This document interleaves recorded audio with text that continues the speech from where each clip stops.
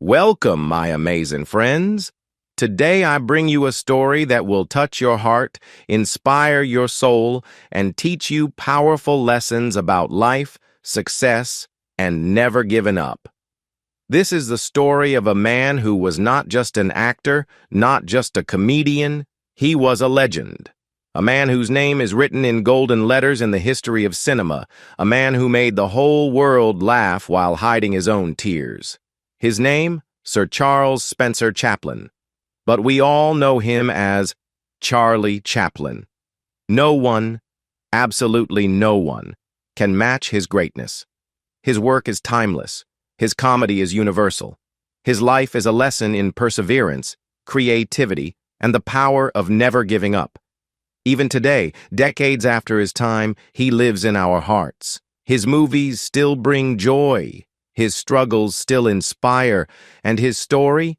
Oh, my friends, his story will show you that no matter how hard life gets, you must keep going. This is not just a story.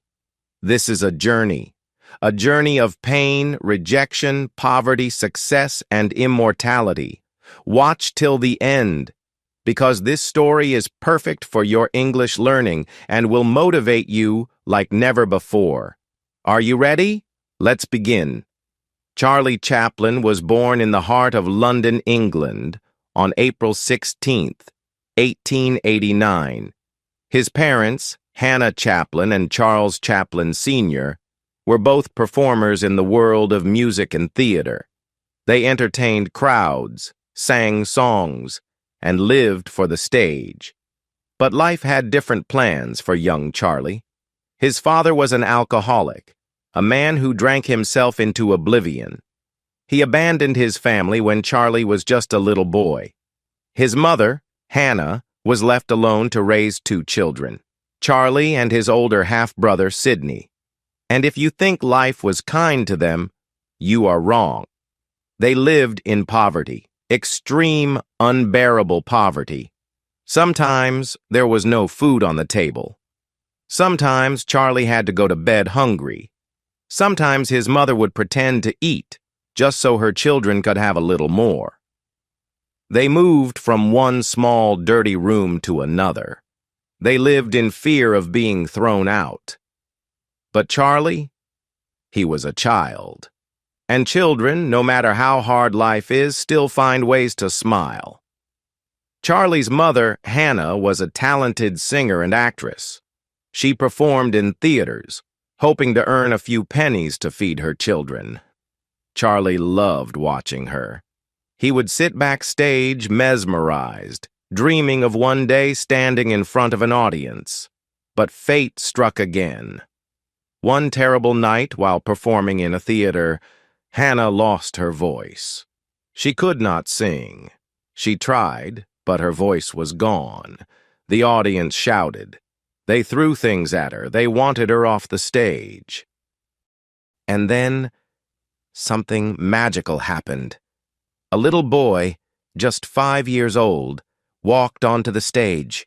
Charlie. He picked up the microphone. He sang. He danced. And the crowd? They roared with laughter. They clapped. They cheered. That was the first time Charlie performed in front of an audience.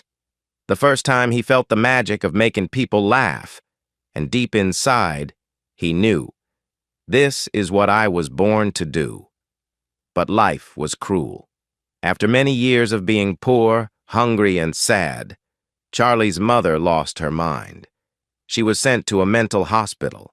Charlie and his brother were left alone with no family, no money, and nowhere to go. They became street children, wandering, begging, fighting for survival. Imagine this. A small boy, cold and hungry, walking the streets of London, looking through trash cans for food. That was Charlie Chaplin. But did he give up? No. Did he lose hope? Never. He kept going, because he had a dream. And my friends, this is where his real journey begins. Charlie Chaplin was now just a small, hungry, and abandoned boy walking the streets of London. He had no home, no parents to care for him, no money, and no idea where his next meal would come from. He and his older brother Sidney were forced to live in workhouses, terrible places where poor people were sent to work in exchange for food and shelter. These places were cold, cruel, and full of suffering. Charlie was just 7 years old when he first entered one of these workhouses. Imagine a child, so small, so innocent, being thrown into a world of hard labor and pain. He was separated from Sidney and sent to another workhouse alone. And when he finally returned to his mother, she was even sicker than before. Her mind was slipping away. Sometimes she didn't even recognize Charlie. Charlie watched as doctors dragged her to a mental hospital. He screamed, he cried, but he was powerless. She was gone. Charlie was truly alone. A boy with a dream, but even in his pain, he had something powerful inside him. A dream. Charlie wanted to perform. He wanted to be on stage, just like his mother. He wanted to make people laugh, to entertain them, to bring joy to a world that had been so cruel to him. But where would a poor homeless boy go? How would he even start? The first steps towards the spotlight. Charlie knew he had only one option: to work and fight for his dream. He was still a child, but he started looking for small jobs. He washed dishes, delivered newspapers, and even worked as a toy maker. But no matter what job he did, his heart was always on the stage.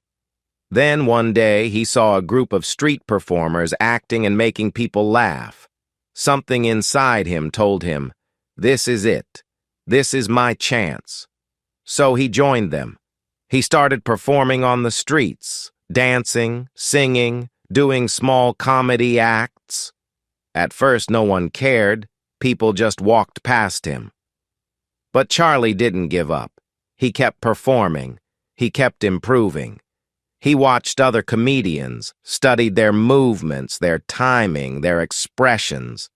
And slowly, people started noticing him. They stopped to watch. They started laughing. And for the first time in his life, Charlie felt something magical. He had the power to make people happy. At the age of 14, Charlie got a huge opportunity. He was hired by a theater group called the 8 Lancashire Lads. It wasn't much. He was just a small part of the group, but it was a start. He worked harder than anyone. He learned every move, every trick. He practiced day and night. And his talent? It shined. One day, a theater director saw him and said, "This boy is special. He's different." Charlie was given bigger roles, more responsibilities, and then, at 16 years old, he landed his first major acting role in a play called Sherlock Holmes. Charlie was no longer just a street performer. He was now acting in real theaters in front of big audiences. People loved him. Directors saw something in him. His expressions, his movements, his ability to make people feel emotions without even saying a word. And then, something happened that would change his life forever. Hollywood came calling. In 1910, Charlie was given a once-in-a-lifetime opportunity to go to America. He was invited to join a famous comedy troupe called Fred Carno's Company, which performed in the United States. This was huge. America was where dreams came true. Charlie packed his bags and stepped onto a ship, crossing the ocean towards his future. When he arrived in America, everything felt different. The streets were bigger, the people were louder, the energy was electric. And most importantly, Hollywood was there. Charlie knew one thing. This is where I belong. This is where I will become a star. In 1913, a film company called Keystone Studios noticed Charlie. They gave him a small role in a silent film. It wasn't much, but Charlie saw an opportunity. He wanted to create something unique, something that people would never forget. And so, he created a character, a small man in oversized clothes, a tight coat, a funny little hat, a tiny mustache, and the most famous walk in the world, the tramp. This character would go on to become one of the most iconic figures in the history of cinema. At first, people didn't understand the character. But when Charlie performed, when he moved, when he made people laugh without speaking a single word, the world fell in love. Charlie's films started becoming popular. Producers begged him to make more. Studios offered him huge amounts of money. And in just a few years, the poor boy from the streets of London had become the biggest star in the world. By 1917, Charlie Chaplin was not just famous, he was a phenomenon. People stood in long lines just to watch his movies. His face was printed on posters, newspapers, magazines. He was loved in every country, every language, every culture. And he was just getting started. But behind all the fame, behind all the laughter, Charlie was still the same boy. The boy who once starved on the streets. The boy who once cried for his mother. The boy who never gave up. Charlie Chaplin had finally made it. The poor, hungry boy from London streets was now the biggest movie star in the world. He was not just famous, he was loved. Millions of people watched his movies. They laughed, they cried, they cheered. But behind all the success, Charlie knew something. This was just the beginning. Now he wanted more. He didn't just want to act. He wanted to control everything. The stories, the direction, the music, the emotions. He wanted to create movies his way, but Hollywood didn't like that. At that time, actors were controlled by movie studios. The studios told them what to do, how to act, and even what movies to make. But Charlie Chaplin was different. He said, "No one will control me. I will make my own movies, my way." And so, in 1918, he did something that shocked the whole industry. He built his own studio, Chaplin Studios. Now, he was his own boss. He could create whatever he wanted and no one could stop him. This was a game changer. And then he made a movie that would become one of the most legendary films of all time. In 1921, Charlie released a film called The Kid. It was not just a comedy, it was his story. The story of a poor man and an orphaned boy. A story about hunger, struggle, and love. It was funny but also emotional. People laughed, people cried. The whole world fell in love with this movie. And at that moment, Charlie knew. Movies were not just entertainment. They were powerful. They could change lives, and he was going to use them to change the world. With every movie, Charlie became more powerful. Hollywood had never seen anything like him. Studios were paying actors $10 a week. But Charlie? He was earning $1 million per movie. He became the richest and most powerful actor in the world. And yet, he never forgot his past. He still remembered the days when he had nothing to eat.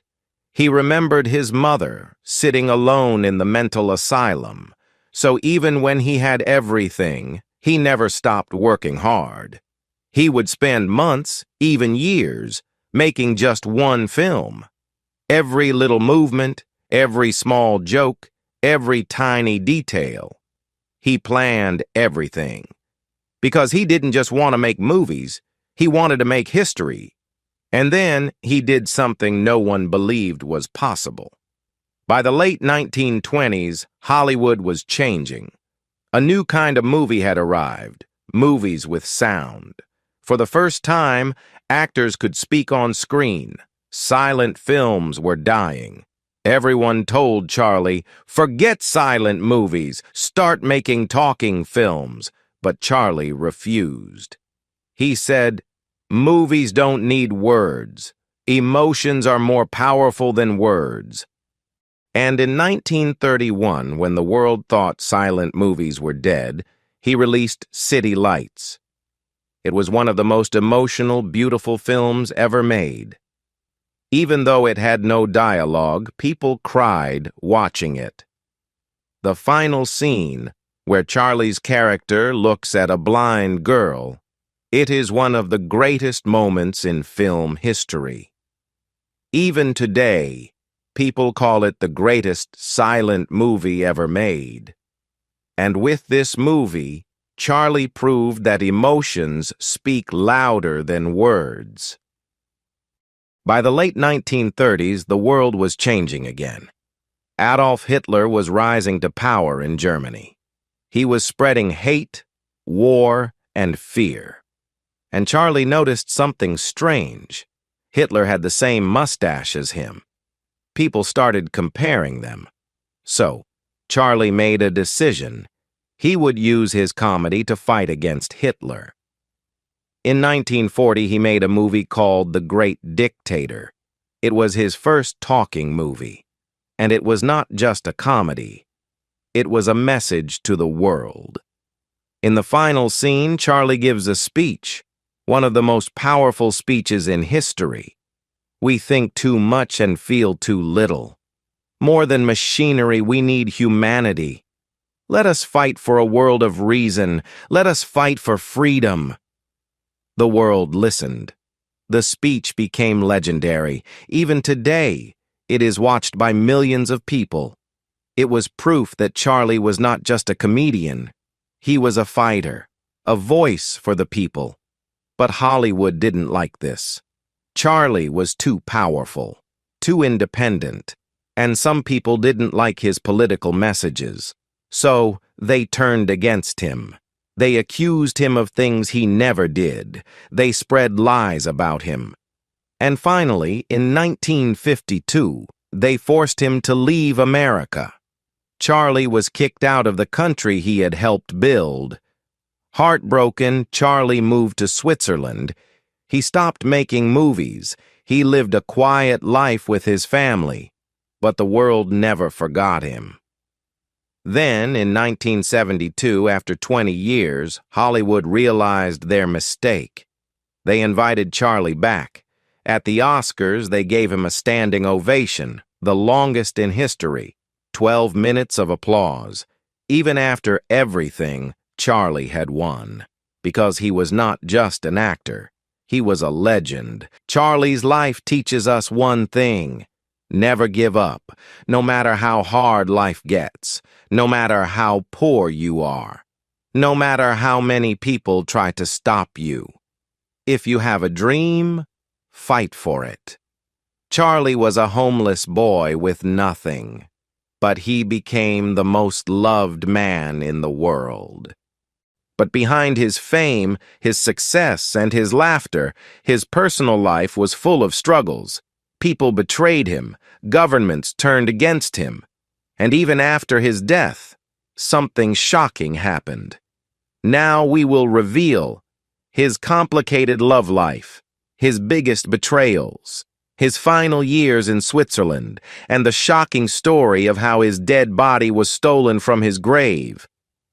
Charlie Chaplin was a genius, but in love, he was very complicated.